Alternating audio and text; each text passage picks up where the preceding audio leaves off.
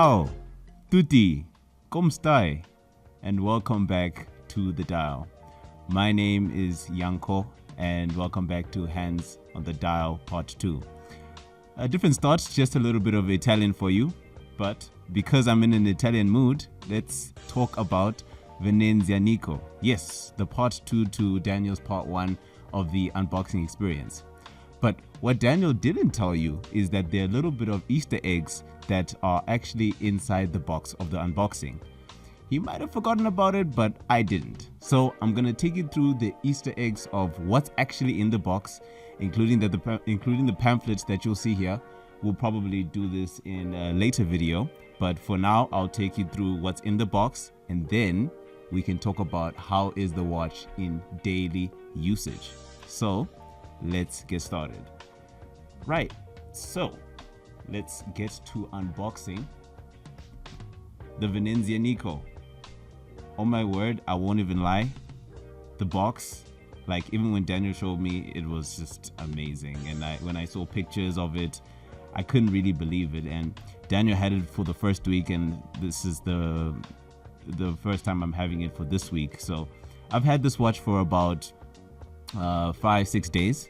So I took it through various rigorous testing. You know, I didn't treat it too much with care. I was just like, how is this watch doing during daily usage? Okay, let me stop stalling. Let's open the box. Right, here we go. Amazing, absolutely amazing. So now the Easter egg is right here. Underneath this box, there are some pamphlets. Let's see what they say before we go into the watch. So we're gonna move the watch out of the way, and then I'll face that to me. And then there's no classy way of doing this. I'm just going to take it out. There we go. Let's put that there. Let's talk about it. Venezianico. I really love the way they are paying attention to branding, and they have a very good taste of how they pitch their name, and they know that their name carries a lot of weight. So I really like this, and let's find out what's inside. You're opening this the first time with me, so I don't even know what's inside. I literally just discovered this, and I thought let's do some Easter eggs. Right, so let's open it up. So it's like this. We open it up. Okay. All right, let's go through the first thing. Okay, so this is Venezianico's, I guess, let's actually open it up before I guess wrong, but it looks like the manual, like instruction manual. Oh wow, look at that. Oh wow, look at that. This is amazing. Okay, this might be an occasion. Okay, look at that. I don't know if the top down camera will get all of this, but this is the Venezianico map. So basically, what are we looking at? Well, we are looking at, I guess it is like a map of the city of Venice, I presume, and it takes us through Canova. So the first thing I see here is Canova. It says Il Nuova Vida. Antonio Canova was a Venetian sculptor considered the greatest exponent neoclassicism in fine arts and labeled as the new Phidias for his outstanding work. In order to celebrate his genuine talent, a monument was built in Basilica di Frari in Venice. So you can see that map over there. I really just love the way they're telling a story, and this is a different unboxing to any other. I've never seen a map inside a box, so already thumbs up to Venezianico. Then we go slightly down to L'Uomo Vitruviano. L'Uomo Vitruviano. Excuse my Italian, sorry Alberto. I'm learning. Leonardo da Vinci.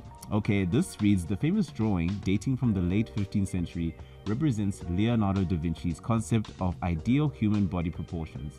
It is housed in the Gallery dell'Accademia in Venice together with ancient prints and drawings. So this is probably down here in Venice, or it actually shows you like exactly where it is.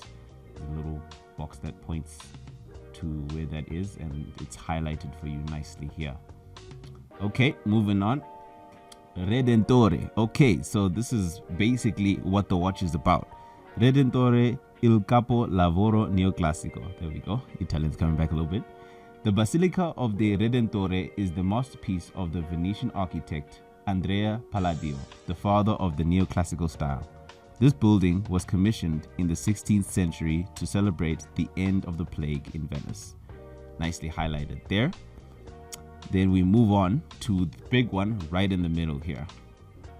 The Piazza San Marco, La Torre del Orologio. Yeah, Orologio.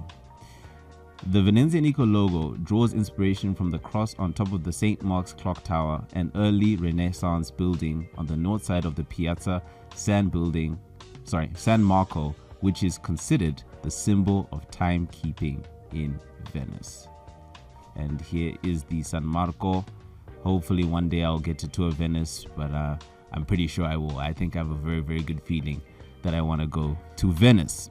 Then we have the Arsenale. Just by the way, they did actually release a new watch called the Arsenale. So I guess it's named after this. It says the La Fucina dell'Innovazione. Arsenale, the main shipyard in Venice, has been considered a forge of innovation since the 12th century, a symbol of Venetians' ingenuity and pioneering spirit. It anticipated the modern concept of industry by 300 years. So that is the Arsenale. And then down here we have the Bucintoro, la Imbarcazione del Doge. The Bucintoro is the galley of the Doge and the head of state of the Serenissima Republic of Venice. This boat was used to mark the opening of the historic regatta, a sporting event involving the best rowers in Venice. Well, I actually didn't know that they did rowing in Venice. I know Venice is full of water, but I didn't know that they actually competed in rowing water sports. And then lastly is the Nirede. From a technological point of view, so it's the Nirede il Sommergibile Veneziano. From a technological point of view, Venice reached its peak in the early 18th century. Such expertise further developed over the years and led to the creation of Nirede, the first Italian submarine employed on a mission in the early 20th century. Wow, the first Italian submarine. Okay, lovely. Well, guys, thank you, Venezianico, for teaching us a little bit of our history. And just to the start of it, it actually says, Venezianico, all our creations have a soul, which is rooted in the history of Venice. Our city, an unparalleled work of art, has stood out for its beauty, pioneering spirit, and openness to multiple cultures since the Renaissance. Venezianico, 10 out of 10. Thank you so much for adding this, and thank you for giving us a part of our history that we will obviously respect, and I would love to come there and tour Venice and see it for myself. But here, let me just show you guys. We can just get a top-down shot of it so that y'all can enjoy this. I wonder if you can see it, but definitely, guys, if the watch isn't a convincing thing to buy, just buy it because of the map, because already they're doing the most. All right, so let's put that aside. Let's swiftly move on. So we're just gonna put that aside. There's no elegant way to do that. Let's move on. Right, so what do we have? The second thing. Oh wow, this is very, very nice. Join our owners club. Thanks for your purchase. By joining Venezianico Facebook Club, you will receive behind the scenes updates, special offers, and surveys on our upcoming events. Click on the following link to apply for club membership. We are waiting for you. And then it shows the website, and it shows the CEO Alberto Morelli and Alessandro Morelli, CEO and COO, in very, very nice golden letter insignia. So wow, this is very, very nice. Venezianico, I am Very, very honored. We as the DAO are so honored to join your owners club, and we will definitely not take this for granted. So yeah, the owners club. Very, very nice feel as well. Oh, there you go. Venezianico as well. Never forgetting to brand themselves. Distinctly Italian. We love it. Right, let's move on. Right, what do we have here next? This is the last thing that we have. Of course, we've got the branding. Oh, okay. Here are the papers, as the watch industry like to say. Certificate of Authenticity and Warranty. All our timepieces come with a certificate of authenticity and warranty, which certifies that this watch is an authentic Venezianico product. Ensuring a high quality standard is a top priority for us. An accurate design combined with the best materials and strict controls are the essential requirements to ensure the maximum reliability of each individual timepiece. Date of purchase, and it's been signed with its own stamp. And oh, there you go. It says download the instruction manual on how to use it. We design and manufacture high quality watches that will last for years. Nonetheless, your care and attention are fundamental to ensure the long-term performance of your timepiece. Please read the instruction manual carefully. You can download it here. So always need to make sure we read our manuals, guys. I know that we get excited, but it's important that we read it. So this is what you get as an unboxing. Isn't this a very, very nice Easter egg? I totally love it. I totally love it. So there we go. Now let's put these back as smartly as we had made them. I'll put that back. The map I will probably put back later because I do want to look at it later just for myself, just to admire it. All right, so that is an Easter egg. Maybe if we find more Easter eggs, we'll do more videos, but this is something that Daniel missed. So I know he's probably gonna be like, how did I miss that? Or maybe he's gonna say, maybe I didn't miss it. Maybe I did that for you. So, right. Now, let's move on to the main event of the hour, the Redentore Venezianico Ultrablack. Now, let's unbox it and let's see what we're talking about. Here we go. Okay, let's put that out of the way. By the way, very, very nice box as well. Very, very nice. I wonder if there's there's no Venezianico at the bottom, but nice box. I love the way it comes. It's an occasion. All right, so let's talk about the Redentore. Like I said, I tested this for a week, right? And one thing that I want to speak about is the way I test watches. So basically how I test watches is from a practicality standpoint. Is the watch practical? Is the watch, am I able to get to point A to point B? Do I ever feel like the watch is too much of a distraction? Do I think the watch is too flashy? You know, those kind of things help me understand the practicality of watches. I also measure them on design. What is the design language? How does it speak to the watch? You know, the finishing, everything like that. So let's start off with the practicality. Like I said, I had this just over the weekend. Now today is probably, what is today? It's Thursday today. So I tested it and I was very, very happy to test it. And in terms of a practicality standpoint, the watch fits very, very nicely. It can fit almost anyone's wrist, even if that person's wrist may be thinner than mine. You see, I have a very, very thin wrist, which is sometimes difficult for a lot of watchmakers, but I just love the way it fits. It is a 40 millimeter. Actually, let's talk about stats before I get to the practicality standpoint. Let's talk stats. Right, I have them right here because I don't want to get them wrong, and they'll probably be up on the screen so that you guys can see and so that you guys can know what to look for. So the case itself is a 316 stainless steel. So this is the stainless steel and I just love it. I love the way it's so brushed here. so that it doesn't attract fingerprint magnets. I love the way it's polished, or it's brushed here, but also very shiny on top. So this is the stainless steel. There is the dial, of course, is Muso Black, like Daniel mentioned in the first video. If you don't know, Muso Black is a Japanese black paint that can absorb 99.4% of light. So this Venezianico is probably one of the darkest watches in the world, I think, just behind the Vanta Black materials. And then the dimensions are 40 millimeters. There's a 46.7 millimeter lug to lug, 11 millimeter thickness.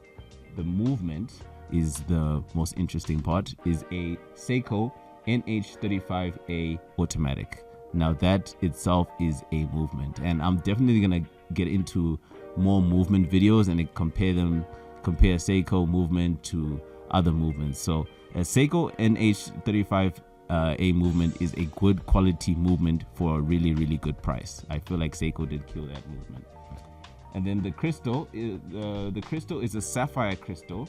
It's not an open face work, but there is some nice embroidery, nice little satellite, and it shows Venezianico, and it's a space watch, honestly, and I do love space. I'm a big sci-fi guy, so I really enjoy space, so I really like that. So it's a sapphire crystal with anti-reflective coating, so it reflects quite a lot. And I actually do have my microfiber here, just for the sake of the shot, but we'll probably get some B-rolls in it. See if that comes off clearly. I've tried my best. We'll see if it does. But yeah, I really do like the case back. The bezel is a 316L stainless steel. So the bezel, again, this time the bezel is more shiny. It has a more shiny outlook. So it's more shiny at the top, but at the bottom the 316L is more brushed, more of like a brushed finish. The water resistance is a surprising 50 meters. Now, I didn't drop this in water, but I do know that it is chocolate proof. All right, let me tell you a story. So I went out on a dinner date with a friend, and we were just having some dessert, and we were just chatting, and of course I showed the watch, and they were like really excited. And after she gave it back to me, I put it back on, but when I was putting it back on, it fell into some chocolate cake. So I was like, oh, I'm a bit clumsy, I won't even lie. So I was just like, oh no, I hope the watch is okay, and I wish I could show you a picture. I didn't manage to get the picture, but it was like full of like chocolate icing. So I can confirm that the Venezianico Redentore is chocolate proof. So maybe Alberto, add that to your to your spec list, to your spec list, to your spec sheet. Like, it is chocolate proof. So you can drop it in a pudding and the watch still works. So yeah, just a little side story for you there. But yeah, I mean, going back to the stats, the water resistance is a 50 millimeter, 50 meter. So you can swim with it. It's preferably better not to, because I feel like this watch isn't meant to be swam with. And then the strap is real leather from Italy, and we know Italy make very good leathers. Shout out Tuscany, shout out that Tuscan leather, you know what I mean? And I really like how it really emphasizes these three words here. I don't know if you guys will be able to see it. It says made in Italy. Those three words are so important, and Italy make really good quality products, and it has Venezianico there at the bottom. But yeah, so those are the dimensions. Now, in terms of the practicality standpoint, this watch is super practical, more than I actually expected. I took it grocery shopping. I went to, like I said, I went to dinners with it. I just took it for a walk, and honestly, this thing is super practical. I like how heavy it feels. It doesn't feel too heavy, but it lets you know, like, hey, you're carrying quite a valuable piece of material here. So I do like how heavy it feels. I often get so lost in the dial. Like I said, the dial is Muso Black, and I feel like if you stare at the dial too long, you could actually get like hypnotized. That's how I feel. Like, I was actually telling Daniel this week, I was like, dude, when you look at this watch, it feels like you're staring down a black hole. That's how crazy the watch feels and things of that nature. I do like the detail as well. Just for example here, I do like that attention to detail with on the crown. It shows the Venezianico logo and insignia. So I do like it from a practicality standpoint. It makes sense. It's very, very easy to put on, and also it's very, very non-intimidating. Although it does probably on video look like it is intimidating, but it's really, really not intimidating. I mean, just looking at it now, like after like a few days after you get it, because I will say the first time getting it, it's intimidating, but afterwards, dude, it's really just, it works with you and not against you. Right, so now let's get into the positives of this watch. So like I said, I do like how heavy it feels. I also like how the strap doesn't feel like it's choking you. I also like the amount of wear it shows, because you can actually see it in this video. I don't know if you all will be able to zoom in, but you can actually see the wear of the watch and see how I've been wearing it and stuff like that, and really putting it through the paces. And one thing I'll tell you about leather, that leather actually tends to look better when you wear it out. I mean, of course, right now in terms of like filming aspect, it doesn't look quite clean, it doesn't look quite flush, but leather actually gets better with time and with wear. And yeah, I found it really, really easy to wear. It didn't choke my wrist too much. And yeah, the second thing I really enjoyed was the simple pin buckle. So it's very, very easy to put on. So like if I were to put it on right now, let's just put it on for a quick sec. Like literally, you can just put it on and go. You know what I mean? Like, look at that.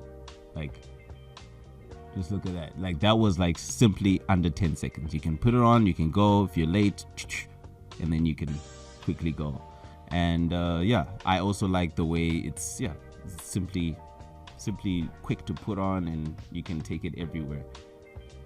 So now let's actually get into what I think could be an improvement.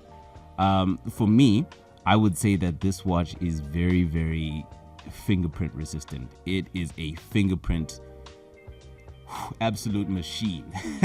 So one thing I noticed when I was testing it a lot was after, like, for example, when people wanted to see the watch, when people would grab it, they wouldn't think like it's that like fingerprint sensitive, but whenever people held the watch, I'd always have to take this microfiber and clean it and stuff like that. So but I mean, it's something that you should also expect, because they're using a lot of materials that are very, very fingerprint resistant. So I would say an improvement would definitely be maybe try and make the bezel itself a brushed finish. But although now that I'm thinking about it, do I really want to give up the shininess of it?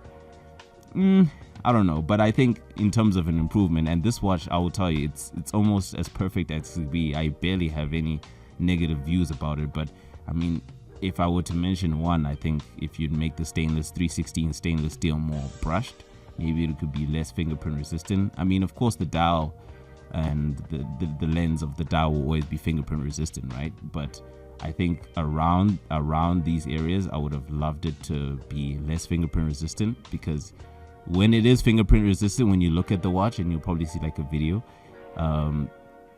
it does look a little bit jarring, and you always feel like you just want to clean it. Or maybe it's just me, maybe I have OCD. But yeah, I mean, for me, that's really like the only, like, I wouldn't even say complaint, that's the only thing that I would say for an improvement. But yeah, guys, that's the Venezianico Redentore. Actually, I actually don't want to spoil it, but part 3, we're not done, guys. By the way, guys, part 3 is gonna be amazing, and I won't spoil the plot, but this watch will be doing some very, very interesting stuff. So yeah, but I mean, in terms of the Redentore Venezianico, just a few words for me to say to you. Thank you so much. I know Daniel had clearly said in the previous video, but we're just so grateful that you were kind enough for us to send us this watch and to review it. And Venezianico, in fact, everyone, it's just a beautiful brand, and I hope whoever, if any of our fans and our viewers ever go to Venice, please visit the Italian Venezianico, meet the CEO and the COO, Alberto and Alessandro. Very, very nice guys, and in fact the entire team in Venezianico are so welcoming, and I feel like that contributes to a brand, because if you as a person are warm and friendly, it really helps people to get closer with the brand and helps people to like your product.